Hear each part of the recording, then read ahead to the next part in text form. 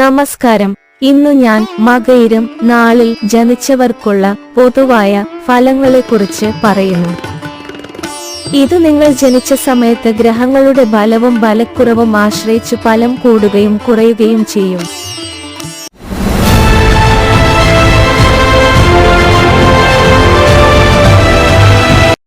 ആധ്യാത്മികത, മനഃശാസ്ത്രം, മനോവികാരങ്ങൾ എന്നിവയെക്കുറിച്ച് പുതിയ കാര്യങ്ങൾ കണ്ടെത്തുവാൻ എപ്പോഴും തയ്യാറാണ്.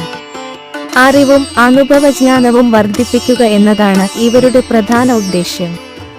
സൂക്ഷ്മ ബുദ്ധിയുണ്ട്, കൂടാതെ വിവിധ വിഷയങ്ങൾ ഒരുമിച്ച് മനസ്സിലാക്കുവാനും കഴിയും. സ്വഭാവം സഭ്യവും മര്യാദയും ചുറുചുറുക്കുള്ളതും സൗഹാർദ്ദവും കൂടാതെ ആവേശപൂർവവുമായിരിക്കും. മനസ്സും തലച്ചോറും എപ്പോഴും ഉത്സാഹപൂർവമായിരിക്കുകയും എപ്പോഴും പുതിയ ആശയങ്ങൾ മനസ്സിലേക്ക് വന്നുകൊണ്ടിരിക്കുകയും ചെയ്യുന്നു. ആളുകളെ പരിചയപ്പെടുകയും അവരെ സഹായിക്കുകയും ചെയ്യുന്നതിൽ മനഃശാന്തി ലഭിക്കുന്നു. സിദ്ധാന്തങ്ങൾ പിന്തുടർന്നുകൊണ്ട് സാധാരണമായ ജീവിതം നയിച്ച് പരിപോഷിപ്പിക്കുന്നു. ചിന്തകൾ സ്വച്ഛവും നിഷ്പക്ഷവുമായിരിക്കും. ആശയവിനിമയം നടത്തുന്നതിൽ വിശേഷാൽ ബുദ്ധിശാലി. മികച്ച ഗായകൻ, കവിയുടെ കഴിവുകളും.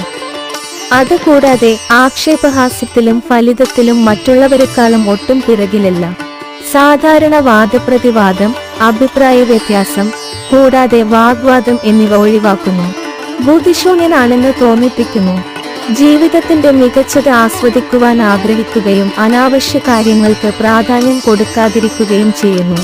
വിജയത്തിന്റെയും സന്തോഷത്തിന്റെയും അടിസ്ഥാനം സ്നേഹവും സംരക്ഷണവുമാണെന്ന് കാണുന്നു. വിചാരങ്ങളിലും ചിന്തകളിലും ശക്തമായ വിശ്വാസം. മറ്റുള്ളവരോടാണെങ്കിൽ സൗമ്യമായി പെരുമാറുകയും അങ്ങനെ തന്നെ അവരിൽ നിന്നും പ്രതീക്ഷിക്കുകയും ചെയ്യുന്നു. പക്ഷെ നിർഭാഗ്യവശാൽ അത് സംഭവിക്കുന്നില്ല. സുഹൃത്തുക്കളും പങ്കാളികളും ബന്ധുക്കളുമായി ഇടപെടുമ്പോൾ ജാഗരൂകരായിരിക്കണം, കാരണം വഞ്ചിക്കപ്പെടുവാനുള്ള സാധ്യത ഏറെയാണ്. നേതാവാകുവാനുള്ള പ്രത്യേകമായ കഴിവും കാണാം. നല്ല വിദ്യാഭ്യാസം ലഭിക്കും, കൂടാതെ എവിടെ എങ്ങനെ പണം വിനിയോഗിക്കണമെന്ന് ആളുകൾക്ക് പറഞ്ഞു കൊടുക്കുകയും ചെയ്യുന്നു. എന്നാൽ ചിലവുകൾക്കുമേൽ നിയന്ത്രണം വരുത്തുക എന്നത് പ്രയാസകരമായിരിക്കും.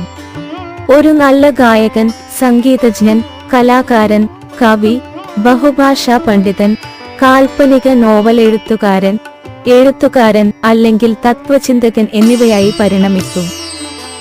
വീട്, റോഡ് അല്ലെങ്കിൽ പാലത്തിന്റെ നിർമ്മാണം, ഉപകരണങ്ങളും യന്ത്രോപകരണങ്ങളും ഉണ്ടാക്കൽ, തുണിത്തരങ്ങൾ അല്ലെങ്കിൽ തുണി വ്യവസായവുമായി ബന്ധപ്പെട്ട വിവിധ ജോലികൾ, ഫാഷൻ ഡിസൈനിങ്, വളർത്തുമൃഗ സംരക്ഷണം അല്ലെങ്കിൽ വളർത്തുമൃഗങ്ങളുമായി ബന്ധപ്പെട്ട സാധനങ്ങളുടെ വിൽപ്പന, ടൂറിസം ഡിപ്പാർട്ട്മെന്റ്, ഗവേഷണവുമായി ബന്ധപ്പെട്ട ഏത് ജോലിയും, ക്ലർക്ക്, അധ്യാപകൻ, കറസ്പോണ്ടന്റ്, സർജൻ, പട്ടാളത്തിൽ അല്ലെങ്കിൽ പോലീസിൽ സേവനം, ഡ്രൈവർ, സിവിൽ, ഇലക്ട്രോണിക്സ്, മെക്കാനിക്കൽ അല്ലെങ്കിൽ ഇലക്ട്രോണിക്സ് എഞ്ചിനീയറിംഗ് എന്നീ മേഖലകൾ സേവനത്തിന് സാധ്യത. സാധാരണയായി നിങ്ങളുടെ വിവാഹ ജീവിതം നല്ലതായിരിക്കും, എന്നാൽ ജീവിത പങ്കാളിക്ക് ആരോഗ്യപരമായ പ്രശ്നങ്ങൾ ഉണ്ടായേക്കാം. നിങ്ങളുടെ കുടുംബപരമായ ജീവിതത്തിൽ സുനിശ്ചിതത്വം കാലക്രമേണ പ്രബലപ്പെടും. ഭാര്യാഭർത്താക്കന്മാർ പരസ്പരമുള്ള കുറവുകൾ വിസ്മരിക്കുകയാണെങ്കിൽ ശിവപാർവതിയെ പോലെ നിങ്ങളും വിസ്മയകരമായ ജോഡികളാണെന്ന് തെളിയിക്കും. 32 വയസ്സുവരെ ജീവിതത്തിൽ വെല്ലുവിളികൾ അഭിമുഖീകരിക്കേണ്ടി വരും. അതിനുശേഷം കാര്യങ്ങളൊക്കെ ശാന്തമാകുവാൻ തുടങ്ങും. 33 മുതൽ 55 വയസ്സുവരെ സമയം വളരെയധികം അനുകൂലവും വിജയകരവുമായിരിക്കും. Please subscribe the channel. Thank you for watching.